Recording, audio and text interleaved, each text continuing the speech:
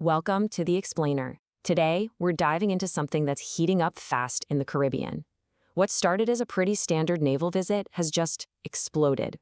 We're talking a full-blown diplomatic, economic, and security mess. So, this is the big question, right? Are we watching a real geopolitical crisis unfold in the Caribbean? I mean, how does a simple naval visit blow up this fast and cause so much international friction? We're going to get past the headlines and figure out what's really going on. It all kicked off pretty quietly. The first sign something was up was a security alert from the U.S. Embassy telling its own citizens in Trinidad and Tobago to be careful. They called it a heightened state of alert, and well, that really set the stage for everything that happened next. And then that tension wasn't just a memo anymore. You could feel it on the streets. Reports started flying around that schools and businesses in the capital, Port of Spain, were just sending everyone home early. The whole city was on a heightened defense force alert. That's when you know things are serious. So what does all that lead to? Well, a whole lot of uncertainty. The entire region is basically holding its breath. And because there wasn't a lot of official info coming out, everyone, from regular citizens to international observers, was asking the exact same question. What on earth happens now? Okay, to really get what's going on, we've got to look at the three main players here and figure out what each of them has on the line. Because trust me, none of this is happening by accident. All right, so here's the setup, and it's a powder keg. First, you've got Trinidad and Tobago, a major energy hub friendly with the U.S., and it's literally just a stone's throw from Venezuela's coast. Then you have Venezuela, dealing with a ton of internal issues, but still throwing its military weight around. And watching all of this, the United States, which has huge interests in keeping the region stable, for trade routes and energy partners. It's a classic geopolitical pressure cooker, just waiting to blow. So how did we get here? Let's walk through the timeline, step by step, because the order of events here is absolutely key. Man, look how fast this thing snowballed. It starts on October 18th with that U.S. Embassy warning. Barely a week goes by and bam, the U.S. destroyer USS Gravely pulls into port. Venezuela's reaction is immediate. They don't just put out a statement, they actually cut off crucial energy deals. And then by the 31st, the capital city is in a state of alert. That's an incredibly fast escalation. So, if you ask Trinidad and Tobago, they'll tell you this was all just business as usual. From their point of view, the ship visit was about standard security cooperation. Working together to fight crime. Nothing to see here, folks. But just a few miles away, Venezuela saw the exact same thing completely differently. They didn't see cooperation. They saw a military provocation, a direct threat. Two countries, two wildly different interpretations of the same event. And this is so important, you guys. That U.S. security alert, it came out before the American warship even arrived, and before Venezuela ripped up those energy deals. What does that tell you?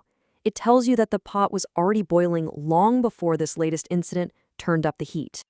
Okay, so this is where we have to be really careful and separate what we know from what's just being claimed. The facts are, the USS Gravely was there, Trinidad called it security cooperation, Venezuela cut the energy deals, and the U.S. Embassy issued that alert. Those are solid. But then you have these claims from Venezuela about a false flag plot by the CIA. And right now, that's all they are, unproven allegations. It's super important to draw that line. All right, we've got the facts. So the big question is, what happens next? Let's look at 4 possible ways this could all play out. This is a really interesting way to look at it. The most likely outcome? Cooler heads prevail and diplomacy wins out. That's the good news. But a long, drawn-out economic fight is also very much on the table. And here's the worrying part. A limited kinetic incident, think a clash between ships at sea, is a real possibility. Outright war? Low probability, thank goodness, but you can't say it's impossible. And look, even if nobody fires a shot, the fallout from this is huge. We're talking about serious economic shocks. Energy deals fall apart. Tourism dries up. You've got political chaos at home. And think about the human cost, the potential for refugees, for people getting caught in the middle. Plus, you have the absolute mess of social media, where rumors spread like wildfire and just create more panic. This whole situation might seem unique, but is it? Let's look at history, because we've seen this movie before, and it's a dangerous one. I mean, just look at this. The comparison to the Cuban Missile Crisis is, honestly, it's chilling. You have a superpower parking military hardware right next to a small country, basically on their rival's front porch. You've got the angry speeches, the public getting scared, and this tiny, tiny window where one wrong move could lead to total disaster.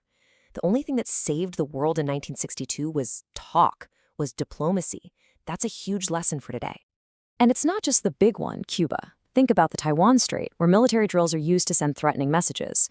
Or Grenada in '83, which showed how tiny islands can become the playing field for superpower games. The lesson from history, time and time again, is crystal clear. When you mix a small country, a regional rival, and a global superpower, things can spiral out of control incredibly fast. So we've looked at the facts, the key players, the history. What's the bottom line? Where does this all leave the Caribbean? And I think it really comes down to the simple but powerful idea, unlikely is not the same thing as impossible. Yeah, a full-on war is probably not going to happen because the cost would be just devastating for everyone. But when tensions are this high, when ships and planes are this close, all it takes is one mistake, one accident, and the whole situation could change in the blink of an eye. So that leaves us with this one final massive question. History is knocking on the door. Is the Caribbean going to become a pawn in another global power struggle, or can the region come together, find a unified voice, and choose a path of peace instead? The answer to that question is going to define the future for millions of people.